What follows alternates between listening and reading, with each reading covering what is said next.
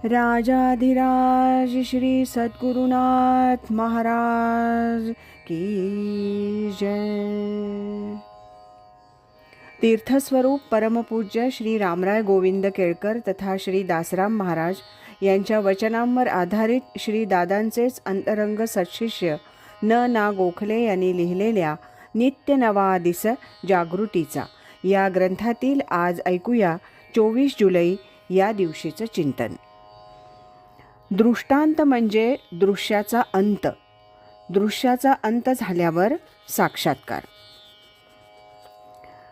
त्याला दृष्टांत झाला किंवा अमुक एका माणसाला वरचेवर त्याच्या देवतेचे दृष्टांत होतात असं आपण ऐकतो, म्हणतो। याचा अर्थ त्याला काही सूचना वगैरे मिळत असाव्यात असं दिसतं, परंतु दृष्टांत याचा खरा अर्थ डोळ्यासमोर दिसणाऱ्या सगळ्या दृश्याच्या पलीकडे असलेलं सत्य स्वरूप दिसणं।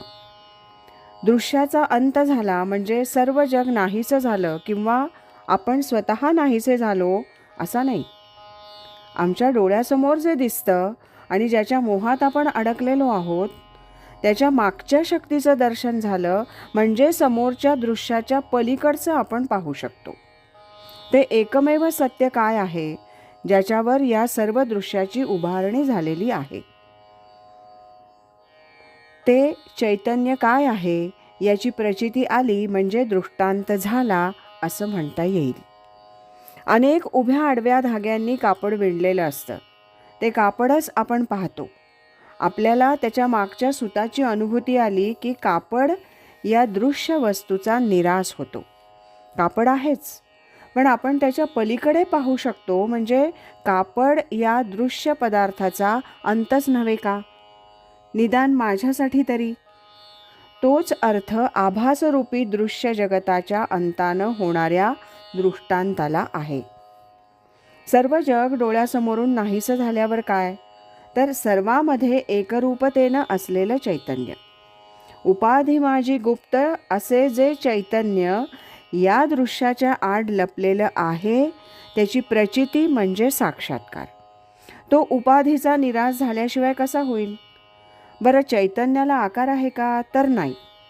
जो आकार ते धारण करेल तोच त्याचा साक्षात आकार। साक्षात्कार वस्तू बघत असताना त्यालाच चैतन्याची प्रचिती अनुभूती आली तर चैतन्याचा साक्षात आकार बघितला असं म्हणता येईल। निराकार म्हणजे काय? जे कोणताही आकार धारण करू शकतं ते निराकार।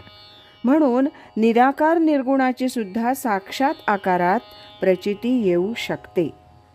म्हणून संतांनी नामस्मरण साधन सांगितलंय ते रूपाच्या पलीकडं जातं, परंतु तिथं नामरूप एकच असल्यामुळे आकाराचीही अनुभूती येऊ शकते।